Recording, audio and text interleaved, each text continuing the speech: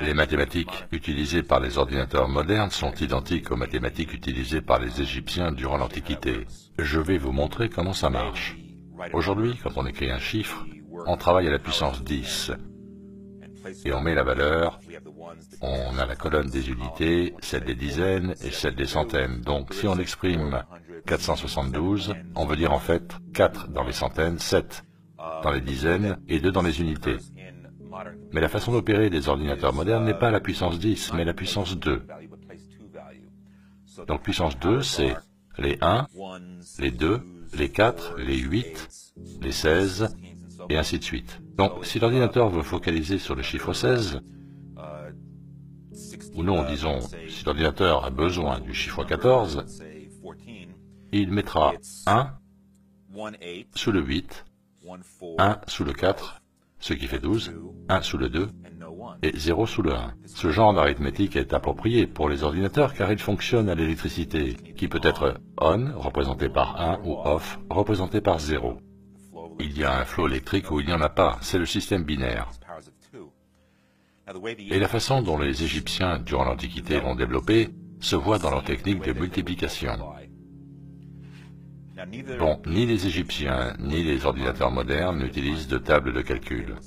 Les tables de calcul sont enseignées aux enfants à l'école et doivent être mémorisées. Mais ce n'est pas adapté à un ordinateur et je vais vous montrer comment ça marche. Les concepteurs de l'ordinateur moderne, ainsi que les Égyptiens de l'Antiquité, savaient parfaitement que dans les mathématiques, n'importe quel chiffre peut être montré comme étant la somme du système binaire. Ce que je veux dire par là, c'est que si on écrit à la puissance 2, donc 1, 2, 4, 8, 16 et ainsi de suite, vous remarquerez qu'on double à chaque fois. Et chaque nombre peut être déterminé par la somme de cela. Par exemple, si on veut le nombre 17, c'est 16 plus 1, on compte 1, 2, 1 plus 2 fait 3, 4, 1 plus 4 fait 5, 4 plus 2 fait 6, 1 plus 2 plus 4 fait 7, 8, etc.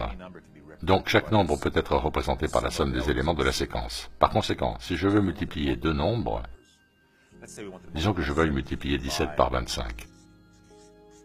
Pour multiplier à la manière des Égyptiens et des ordinateurs modernes, tout ce que vous devez savoir, c'est comment doubler les nombres comme cela et additionner deux chiffres.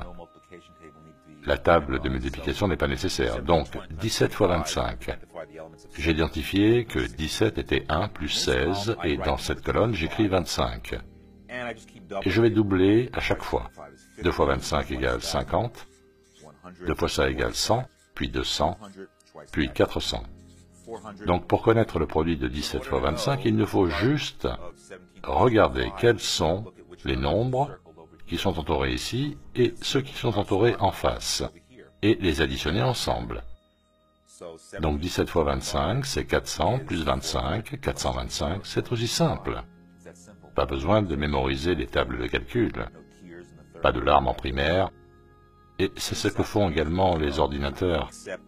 Sauf qu'au lieu d'entourer ou de ne pas entourer un nombre, il y aurait plutôt un 1 ou un 0. Par conséquent, en d'autres termes, le chiffre 17 dans l'arithmétique binaire des ordinateurs, c'est 1, 0, 0, 0, 1. Ou alors électricité on, puis off, off, off, puis on à nouveau. Et ça nous donne la somme. C'est comme ça que ça marche. Pour la division, dans le cas de l'ordinateur ou l'Égypte antique, c'est juste l'opposé de la multiplication, l'inversion. Disons que l'on veuille diviser 1075 par 25. On ne va pas utiliser la table de multiplication ni faire de longues divisions. Et pour l'éviter, on va écrire à la puissance 2. 1, 2, 4, 8, 16, 32, etc. Ici, à nouveau, on double 25, 50, puis 100, 200, 400, 800. Je m'arrête là, parce que 1600 est supérieur à 1075. Et si je sais que 1075, c'est 800, plus 200, qui fait 1000, puis 50 et 25, maintenant je regarde le nombre correspondant dans la colonne d'en face. Dans l'ordinateur, on aurait un circuit électrique, et je sais que 32, plus 8 égale 40, 42, 43. Donc 1075 divisé par 25, c'est 32, plus 8, plus 2, plus 1, ce qui fait 43. Pas de table de multiplication, pas de longue division, pas de retenue, pas d'emprunt, c'est très simple. Et comment les Égyptiens le savaient? Je pourrais aussi ajouter les Chinois.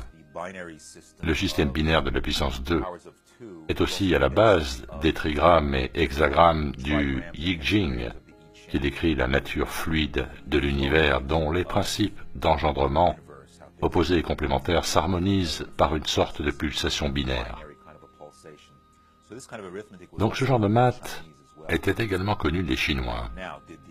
Les concepteurs de l'ordinateur moderne ont-ils dû s'inspirer des Égyptiens et des Chinois? Non. Ils ne se sont pas concertés. Ils ont juste cherché au même endroit, dans les principes éternels des mathématiques.